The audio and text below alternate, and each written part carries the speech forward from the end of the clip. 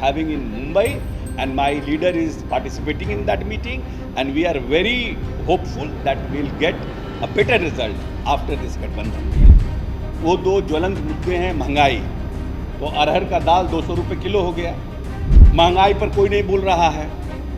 बेरोजगारी के ऊपर बड़ी बात कही गई थी, रोजगार का सृजन किया नहीं गया। उम्मीद है और माननीय नेता श्री नीतीश कुमार जी ने तो इस गठबंधन के निर्माण के जिसको करते हैं नींव करता है, और पूरे देश में घूम घूम करके उन्होंने इस गठबंधन के लिए सभी नेताओं में जो एक आपसी बातचीत भी नहीं थी उसके आइस को ब्रेक कराने का काम किया और पटना में बैठक की। नमस्कार, मैं शुभम प्रेरणा, आप देख रहे हैं एक न्यूज 24। संसद में विशेष सत्र बुलाए जाने को लेकर बिहार सरकार में मंत्री अशोक चौधरी ने एक बड़ा बयान दिया है।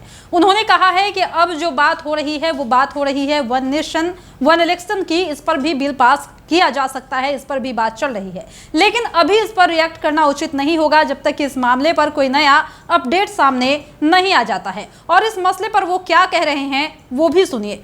चल रहा है ना, एजेंडा क्या है कहाँ किसी को पता है। पहले एजेंडा आने दीजिए। पोर्टल के बातों पर और सोशल मीडिया के बातों पर हम लोग थोड़ी रिएक्ट करेंगे। क्या क्या मुद्दा है, किस मुद्दे पर बुलाया गया है, इसका कोई अभी एजेंडा तो आया नहीं है। तो कयास लगाए जा रहे हैं कि वुमेन रिजर्वेशन के लिए बिल आ रहा है, वन नेशन वन इलेक्शन पर बिल लाया जाएगा।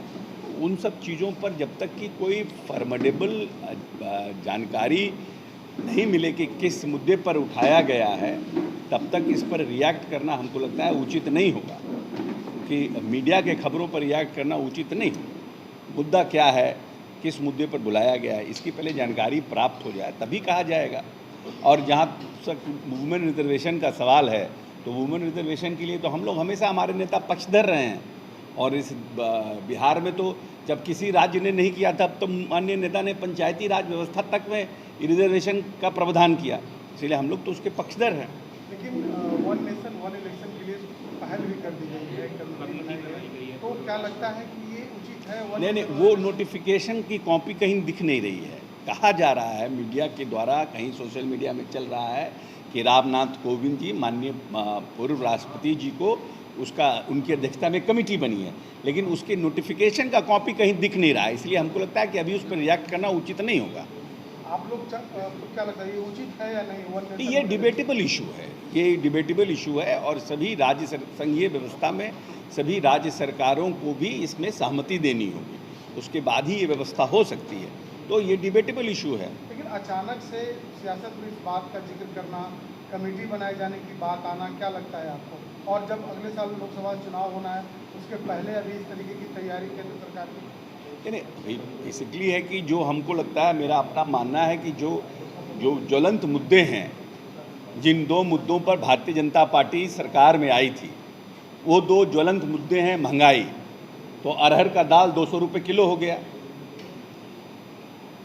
महंगाई पर कोई नहीं बोल रहा है।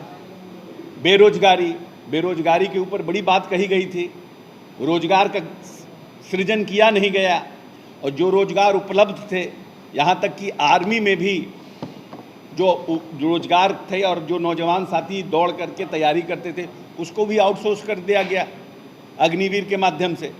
तो दो मुद्दों से ध्यान भटकाने के लिए कोई नया एक मुद्दा लाया जाए, कोई बात कही जाए, लेकिन इस पर रिएक्ट करना तभी उचित होगा जब ऑथेंटिक कोई इसके ऊपर एजेंडा आ जाए, तब रिएक्ट करना हमको लगता है उचित होगा।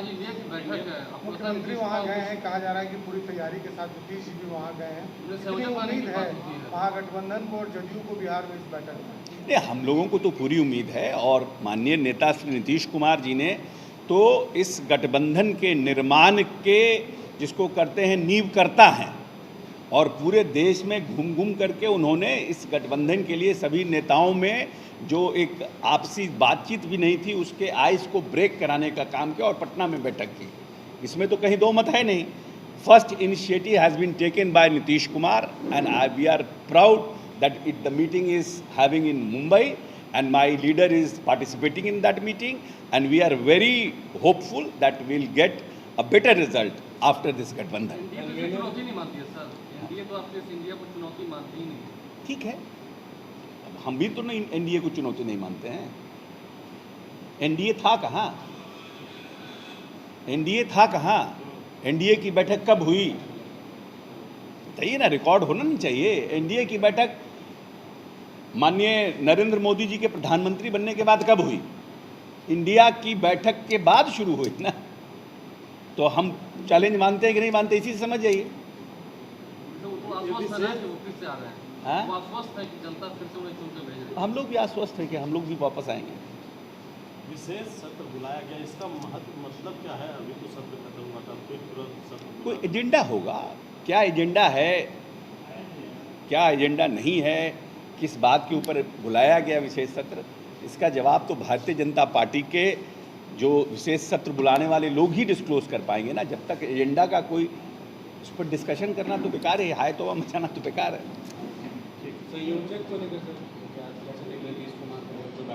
देखिए, इसके बारे में माननीय नेता ने स्पष्ट रूप से कह दिया है, अपनी उन्होंने बात को रख दी है, आप लोगों के भी सामने, मीडिया के भी सामने, सबके सामने उन्होंने बात रख दी है, तो बात स्पष्ट हो गया। अब माननीय नेता की मंशा क्या है तो उन्होंने स्पष्ट कर दिया, इसलिए उसके ऊपर कितना राजनीतिक टिप्पणी कराइएगा। बीजेपी तो कहे कि बिहार संभाल नहीं रहा है, नीतीश कुमार देश संभालने चले हैं।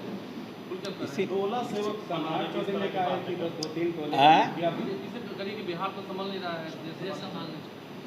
ठीक है, सब लोगों का अपना अपना सोच है, अपनी अपनी समझ है। सबसे ज़्यादा तेज़ रफ्तार से चलने वाला प्रदेश इस देश में बिहार है।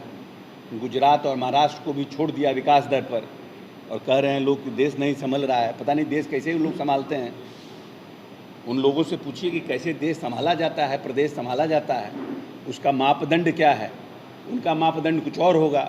हम लोग का तो प्रदेश संभालने का मापदंड जीडीपी है, विकास दर है, महिला सशक्तिकरण है, महादलितों को सामाजिक, आर्थिक, राजनीतिक रूप से सबल बनाना है।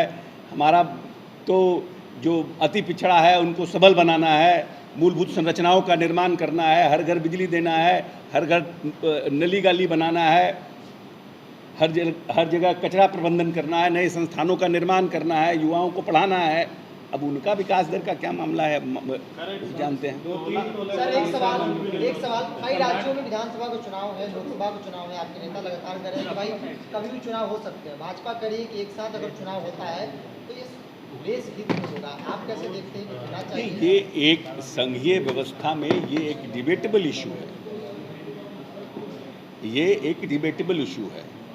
साथ ही जब मंत्री अशोक चौधरी से यह पूछा गया कि क्या नीतीश कुमार को संयोजक बनाया जाएगा, इस सवाल पर अशोक चौधरी साफ ये कहते हुए दिखाई दे रहे हैं कि इस पूरे मसले पर नीतीश कुमार ने अपना स्टैंड क्लियर कर दिया है, उन्हें संयोजक बनना है या नहीं, इस पर हम कुछ नहीं कह सकते। ये जो है आगे की जो नीतियां हैं उससे ही पता चलेगा कि आखिर मुख्य संयोजक कौन होगा।